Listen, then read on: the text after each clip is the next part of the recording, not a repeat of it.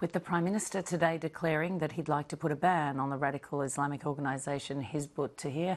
Spokesman for the group, Wassim Doureihi, joins me now. Thank you for coming in. Thank you. We've invited you here tonight to help Australians better understand what it is that you stand for. So tell me, first of all, do you support the murderous campaign being waged by Islamic State fighters in Iraq? Well, thank you very much for the opportunity. There is an urgent need in this country to have quite open and honest conversation. I want to take a moment just to take a step back.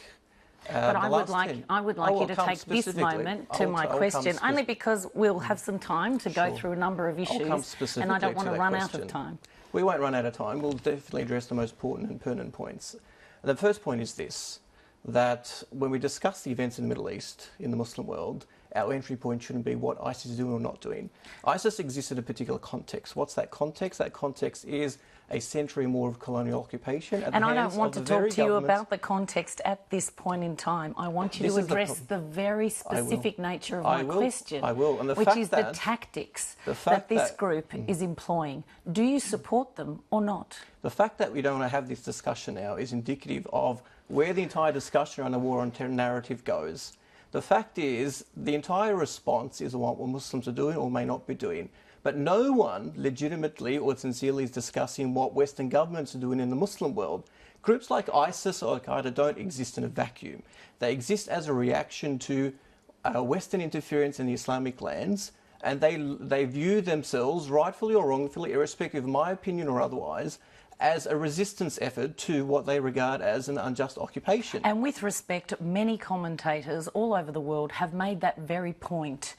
What I'm asking you specifically is their tactics. Of course people are angry, we understand that, but what I'm asking you is the tactic that's being employed to push back. Do you support it? Well, let me explain something very clearly.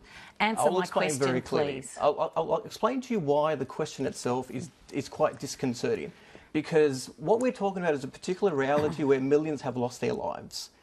Countries have been destroyed. You are clearly obfuscating, and I did not invite you onto this program. I reject the accusation. I'll say very clearly. Why will you not point blank condemn the actions of IS because fighters? The question itself is offensive. Men who cut off the heads of innocent journalists and aid workers. Why will you not take the opportunity? You have a national platform here.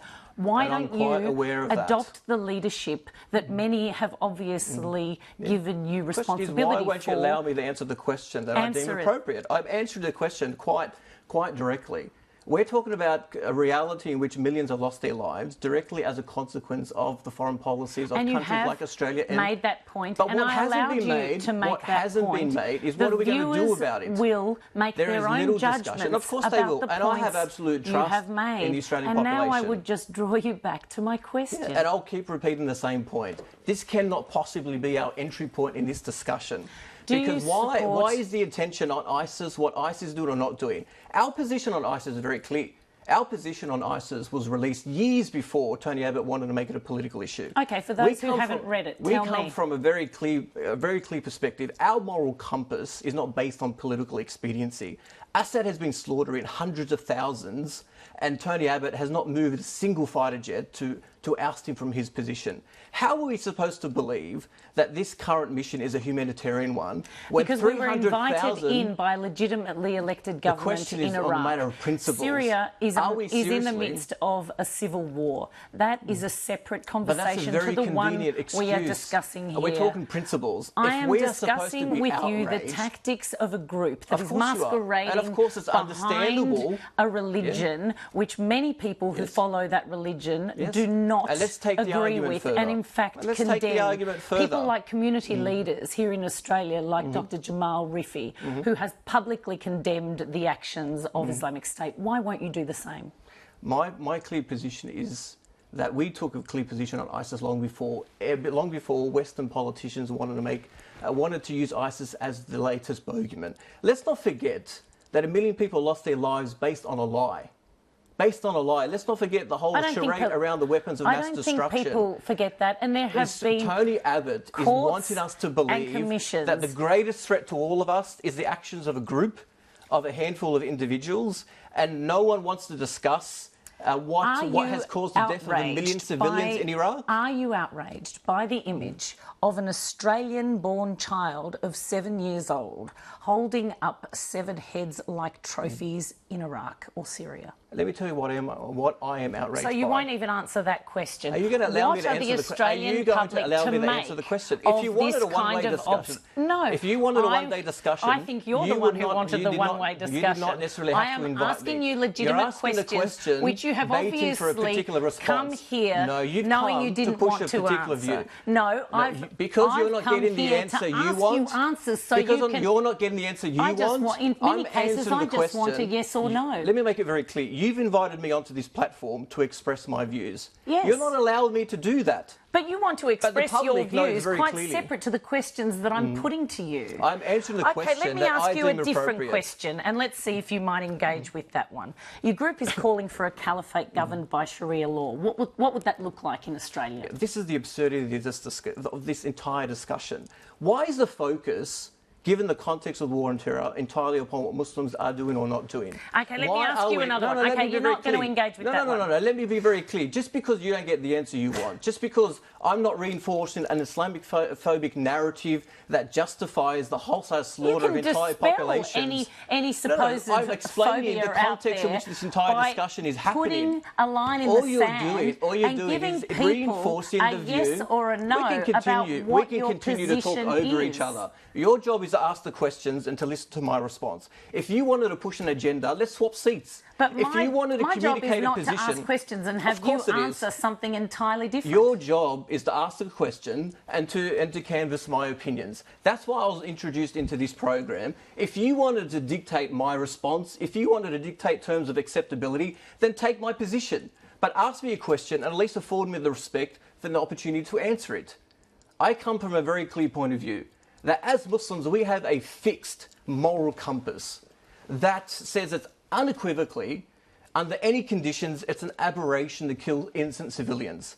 Tony Abbott cannot say that. John Howard dismissed the slaughter of half a million. Okay, let's dismissed the slaughter of 500,000 civilians as an embarrassment. Let's talk about morality here. Let's talk about who is the greatest threat to civilian life. I think people are very clear of your point of view. They're clear on that point of view. You've expressed it a number of times. Yes. Now, let me ask you this. My message is this is where the discussion needs to be. Will you take this opportunity now to urge young Muslim men here in Australia not to join Islamic State fighters in Iraq and Syria? And I'll answer in the exact same way. The war on terror narrative works in this way. It presents the West as the good guy and Muslims as the bad guy, and we are what represents an existential threat to the entire world. That's an absurdity. It is not Muslims who are flying B-52s. It is not Muslims who are dropping bombs from their fighter jets. It is not Muslims who are occupying foreign lands. But don't come to Islamic State fighters don't come to me and pretend that the greatest Muslims. Threat to all of us... They're killing Christians. We're talking about They're murdering Kurds. I'm glad you raised that point. Do you know why? Because how are we expected to believe that the West is concerned about the life of minorities when it is the majority that is being slaughtered? How are we supposed to take those arguments seriously? How are we supposed to take the moral compass seriously when people like Madeleine Albright dismisses lives of 500,000 or 1 million through sanctions? Will you answer just one question that I asked answering you, very clearly. Specifically addressing the question I'm asking you? Just because you don't like the answer doesn't mean I'm not answering the question. But will you do me a favour and answer one question? I'm doing the public a great favour by refocusing this discussion where it needs to be. Ask yourselves very clearly, the Australian public... I believe in the Australian public more than Tony Abbott does. I believe that as human beings, they will identify with innocent life taken wrongly anywhere around the world. What will the Australian public make of the fact that you will not sit here and tell your fellow Muslim men not to join Islamic State fighters in Iraq and Syria? I believe 100% that the Australian public will see through the rhetoric. Tony Abbott and others who adopt his script are famous for their dog whistle politics, are famous for their policies around marginalisation and xenophobia. That's not some great new revelation. They campaign on this basis specifically because they don't want to confront the truth.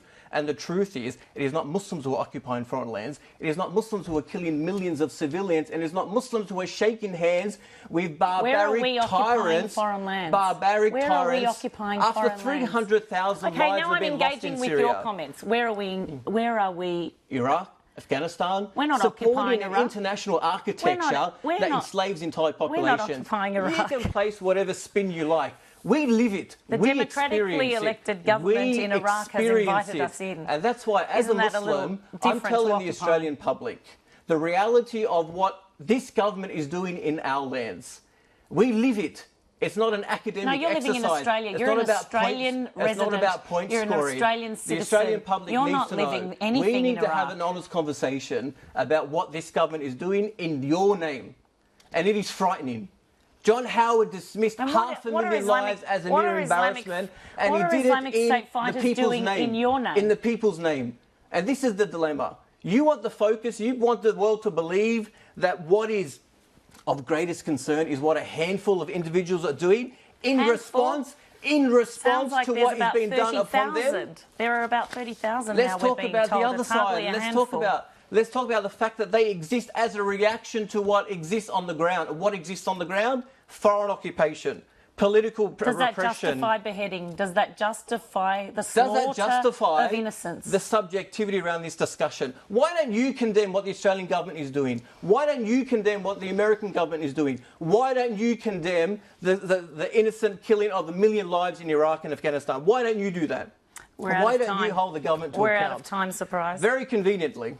Well, we are out of time. We don't have an infinite amount of time to talk to you, but thanks for coming in nonetheless. It is my pleasure.